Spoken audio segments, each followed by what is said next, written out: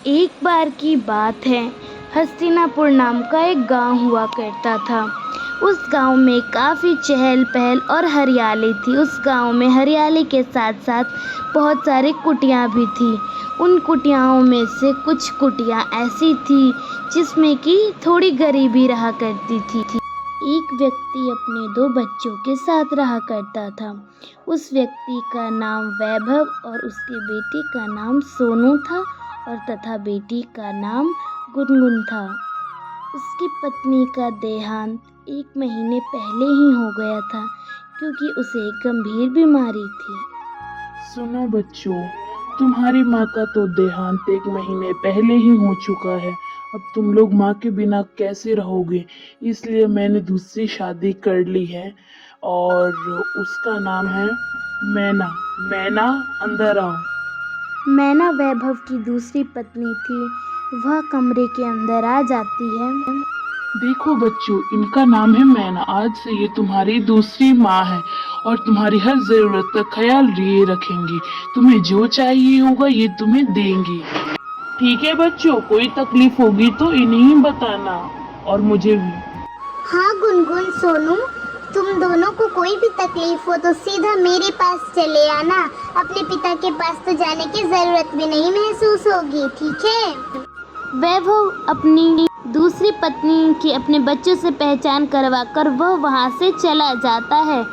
तभी वहाँ पे सोनू आता है और अपनी माँ से कहता है, माँ, मुझे बहुत भूख लगी है, आप मेरे लिए कुछ बना दीजिए ना। मेरी माँ के जाने से हम लोग बहुत दिनों से अच्छे से खाना नहीं खा पाए। पापा बहुत अच्छा खाना नहीं बनाते हैं। फिर गुनगुन उठकर अपनी माँ के पास आती है और कहती है, हाँ माँ, पापा को तो खाना भी नहीं बनाने आता। अब आप आ गई हो ना, तो हमें नई नई खाना बनाकर खिलाना। ओफो, अभी तो मैं आई हूँ और दिमाग खराब कर रहे हो। तुम लोग के पास दिमाग है भी या नहीं? जब कोई घर में आता है तो इस तरह से तुम लोग बर्ताव करते हो। मैं अभी आई और मुझे खाना बनाने को कह रहे हो? बदतमीज कहीं के। और ये बात अपने पिता को मत बताना, वरना वो मुझ पे गुस्सा करेंगे। ठीक है, बना देती हूँ, जाकर चुपचाप बाहर जाओ। आखिरकार सौतेली माँ तो सौतेली ही होती है। सोनू और गुनगुन को डांटने के बाद वह खाना बनाने लगती है। वह खाना इसलिए बना रही थी ताकि उस पर वैभव गुस्सा ना करे। बेचारे गुनगुन और सोनू दोनों बाहर चले आते हैं और वह एक कुएं के पास पहुंचते हैं। कुएं के पास एक पेड़ होता है। उस पेड़ के पास गुनगुन और सोनू दोनों पहुंचते हैं और गुनगुन कहती है, मेरी प्यारी टूनी चिड़िया, तुम कहाँ हो? मुझे तुमसे बातें करनी है। तुम्हें देखने को मेरी आंखें बहुत तरस रही हैं, जल्दी आओ। टूनी चिड़िया एक दिव्य चिड़िया थी। उसने गुनगुन और सोनू से दोस्ती की थी, इसलिए गुनगुन के कहने पर वह तुरंत आ जाती है। गुनगुन, क्या बात है? आज तुम बहुत प्यार से बुला रही हो। आज मुझे लग रहा है कि तुम दोनों आज बहुत दुखी हो। हाँ टूनी, मैं आज बहुत दुखी हूँ क्योंकि मेरी सौतेली माँ आ गई हैं।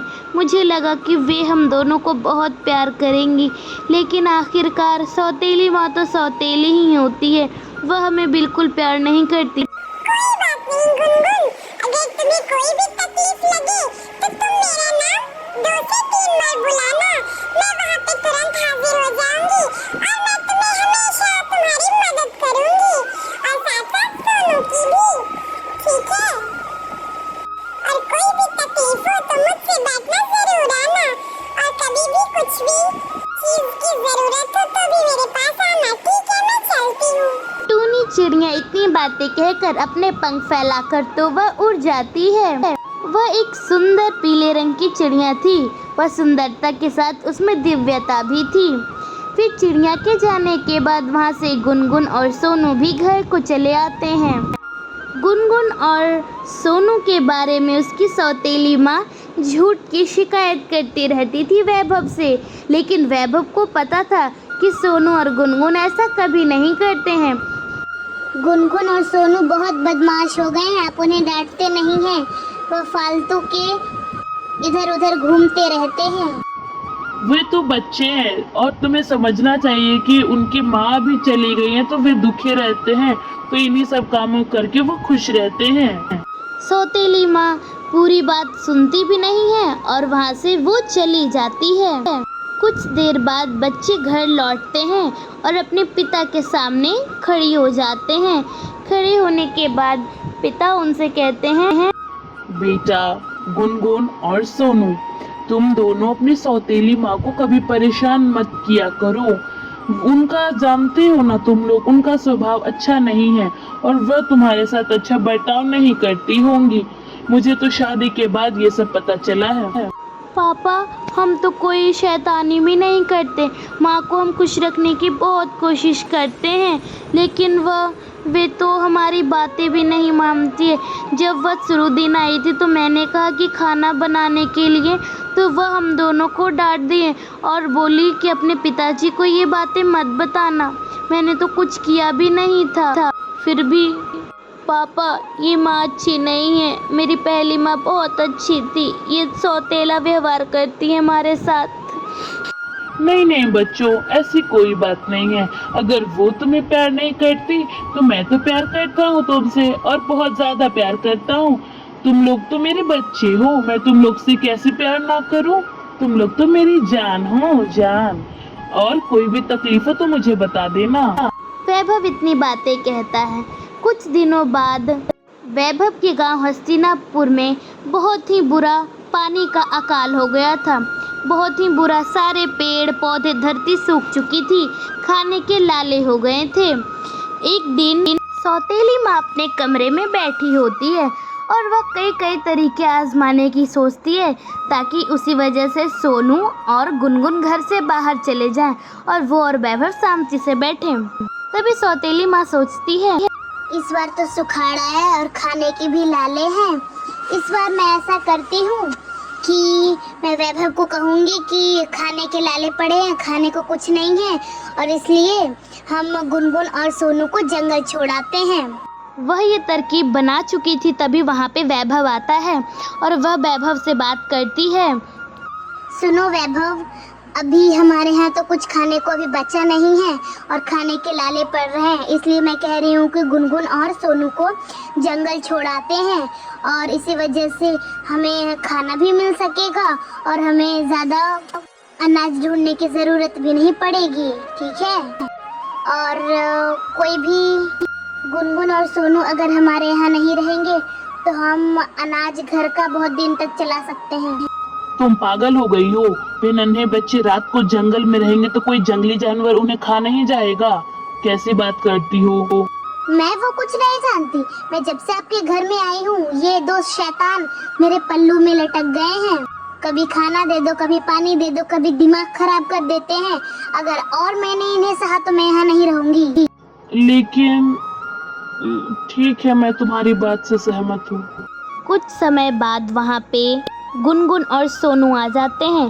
तभी गुनगुन की सौतेली माँ कहती है, सुनो बेटा सोनू और गुनगुन, आज रात को हम लकड़ियाँ काटने जंगल जाएंगे, वो भी रात में, तो तुम लोग तैयार हो जाओ जंगल जाने के लिए। वे रात होने से पहले गोधूली वेला में जंगल के पास पहुँच जाते हैं और दोनों पति पत्नी एक तरफ होकर कहते हैं, तुम लोग यहीं पे रहना, ठीक है। हम लोग आगे से सूखी लकड़ियाँ काट कर आते हैं और तुम लोग यहाँ से कहीं आना नहीं हमारे पीछे, वरना कोई जंगली जानवर हमला कर देगा। इतनी बातें कहकर वे दोनों वहाँ से तो चले जाते हैं चुपचाप। लेकिन बेचारे सोनू और गुनगुन चुपचाप वहाँ पे बैठे होते हैं। वह अपने माता पिता के इंतज़ार में बैठे होते हैं। बेचारे दोनों को तो ये भी नहीं पता था कि उसके माता पिता के लिए वहाँ पे उसे छोड़ कर गए हैं। काफ़ी समय हो जाता है लेकिन उसके माता पिता का कोई अता पता नहीं होता। तभी सोनू कहता है, दीदी पापा मम्मी ये तो अभी तक आए भी नहीं और रात होने वाली है। हम कोई जंगली जानवर अगर हम पे हमला कर दिया तो? नहीं नहीं सोनू, तुम डरो नहीं, मैं हूँ ना तुम्हारे साथ। और मम्मी पापा तो कुछ देर में आ ही जाएंगे, और नहीं आते हैं तो हम लोग यहाँ से पैदल खुद से ही चले जाएंगे, ठीक है। देर काफ़ी हो गई, चलो हम दोनों आगे की ओर चलते हैं। गुनगुन इतनी बातें सोनू से कहकर वे दोनों जंगल से आगे बढ़ने लगते हैं। सोनू काफ़ी डरा होता है क्योंकि जंगल काफ़ी घना था। बेचारे दोनों चलते चलते रात हो जाती है। वे दोनों रास्ता भटक जाते हैं और वे अपने घर को तो पहुंच ही नहीं पाते हैं। वह एक तालाब के किनारे लकड़ी के टुकड़े पर बैठ जाते हैं। सोनू कहता है, दीदी ये तो रात हो गई, जंगली जानवरों की बहुत बुरी आवाज़ आ रही है, वे हमें खा गए तो मुझे बहुत डर लग रहा है दीदी, मैं क्या करूं? मम्मी पापा ने लगता है हमें छोड़ दिया है। नहीं सोनू, तुम डरो नहीं, मैं तो तुम्हारे साथ हूँ और तुम्हें डरने की कोई ज़रूरत नहीं है, ठीक है? मैं तुम्हारे साथ हमेशा रहूँगी और मम्मी पापा तो अभी आते ही होंगे। गुनगुन को भी पता था कि उसके माता पिता अब नहीं आएंगे, फिर भी वह सोनू को सांत्वना दे रही थी। वहाँ पे 1-2 घंटे बाद एक बूढ़ी औरत आती और कहती है, इतनी रात को यहाँ क्या कर रहे हो बच्चों? वो दादी माँ, हम रास्ता भटक गए हैं, हमारे माता पिता जंगल आए थे और हमें छोड़कर चले गए हैं। कोई बात नहीं, तुम्हारे माता पिता चले गए हैं तो क्या हुआ, मेरा घर पास में ही है, तुम वहाँ जा सकती हो। तुम मेरे साथ चलोगी, मैं तुम्हें खाना दूंगी और कपड़े भी। ठीक है दादी माँ। गुनगुन सोनू काफ़ी भूखे होते हैं और रात भी काफ़ी हो जाती है, इसलिए वे दोनों बूढ़ी औरत के पीछे चले जाते हैं। बूढ़ी औरत एक चमकदार एक घर के पास पहुंचती है। बूढ़ी औरत का घर बहुत ही सुंदर चॉकलेट केक, आइसक्रीम, कैंडी से बना होता है। दीदी कितना सुंदर घर है, मुझे तो भूख लग रही है अभी से ही, क्यों ना हम खा लेते हैं कुछ? दादी माँ, आपका घर तो बहुत सुंदर और स्वादिष्ट लग रहा है, आप इसे खाती होंगी ना? हाँ बेटी, ये मेरा घर मैंने तुम नन्हे बच्चों के लिए ही तो बनवाया है। अब तुम मेरे घर में चलो, मैं तुम्हें अपने घर में बहुत अच्छे अच्छे खाने दूंगी, इससे भी अच्छी। तुम्हें चिंता करने की कोई ज़रूरत नहीं है, तुम बस मेरे पीछे आ जाओ। गुनगुन और सोनू दोनों बूढ़ी औरत के पीछे जाते हैं। बूढ़ी औरत उन्हें अपने घर के अंदर ले आती है। वे सब घर तो आते हैं लेकिन घर जितना बाहर सुंदर था उतना अंदर नहीं था। दादी माँ, खाना दीजिए, मुझे भूख लगी है। वहाँ पे धुआं होता है और उस बूढ़ी औरत के जगह पे एक विशालकाय अजीब चुड़ैल आ जाती है। सोनू गुनगुन डर जाते हैं और गुनगुन कहती है, सोनू देख, दादी माँ तो चुड़ैल में बदल गई, वो भी इतनी डरावनी। तुझे क्या लगा कि मैं दादी माँ हूँ? नहीं, मैं कोई बूढ़ी औरत नहीं थी, ना ही तेरी दादी माँ। मैंने ये ब्रेड चॉकलेट का घर इसलिए बनवाया था ताकि मैं तुम जैसे बेवकूफ़ बच्चों को फंसा सकूं और अपनी भूख शांत कर सकूं। तू सब तो बेवकूफ़ निकली, बेवकूफ़ लड़की। बेचारी गुनगुन उस चुड़ैल के पास आती है। चुड़ैल कहती है, सुन रे लड़की, तू घर की सफाई करना और मैं कुछ देर में आऊँगी, तो मैं पहले इस लड़के को मार कर खाऊंगी। आप ऐसा क्यों कर रही हैं? मेरे भाई को आप क्यों मारना चाहती हैं? मुझे छोड़ दीजिए। चुड़ैल उनकी एक बात ना सुनती और वहाँ से गायब हो जाती है। सोनू कहता है, दीदी ये हमें मार के खा जाएगी, ये दादी माँ नहीं है, और अगर हम घर से बाहर निकलेंगे तो ये हमें मार डालेगी। सोनू, तुझे याद है टूनी चिड़िया, वो उसने हमें वचन दिया था कि अगर हम उसे 2 से 3 बार बुलाएंगे तो वह हमारे सामने आ जाएगी। चल हम उसे वो बुलाते हैं और अपनी परेशानी का हल ढूंढते हैं, वे हमारी मदद ज़रूर करेगी, ठीक है? और तुम डरो नहीं, मैं तो तुम्हारे साथ हूँ। टूनी चिड़िया आओ, आओ टूनी चिड़िया। 2 बार ही बुलाने से वहाँ पे अचानक टूनी चिड़िया आती है। टूनी चिड़िया, ये एक जादुई चुड़ैल का घर है और इस घर में उसने हम दोनों को कैद कर रखा है, वो हमें मार के खाने वाली है। हम कैसे इस परेशानी से छुटकारा पाएं? तुम तो दिव्य हो, मुझे बताओ ना टूनी चिड़िया, वो मेरे भाई को मार के खाएगी। हाँ गुनगुन, वह चुड़ैल काफी डरावनी और शक्तिशाली है। उसके हाथ में एक जादुई छड़ी होगी।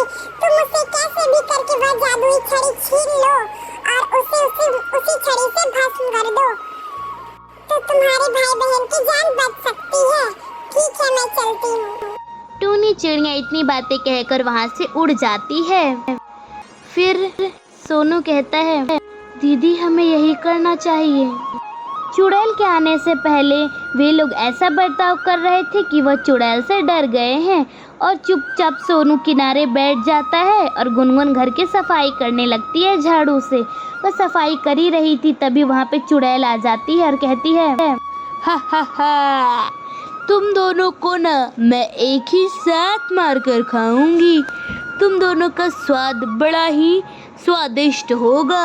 गुनगुन मौके का फायदा उठाती और वह झट से चुड़ैल की छड़ी उसके हाथों से छीन लेती है। ए लड़की, तूने मेरे हाथों से ये छड़ी क्यों छीनी? मैं तुझे भस्म कर दूंगी। इस जादुई छड़ी से तो मैं आपको भस्म कर डालूंगी। ऐ मेरी प्यारी जादुई छड़ी, इस चुड़ैल को भस्म कर दे। चुड़ैल जादुई छड़ी से भस्म हो जाती है। तभी गुनगुन कहती है, सोनू ये छड़ी तो वाकई काफ़ी चमत्कारी है। इस छड़ी को हम अपने घर ले जाएंगे। इसी छड़ी के वजह से हम अपने घर भी पहुंच सकते हैं और काफ़ी अमीर भी बन सकते हैं। ठीक है, अब तो हम आज़ाद हैं। खुशी से दोनों नाचने लगते हैं। सब्सक्राइब।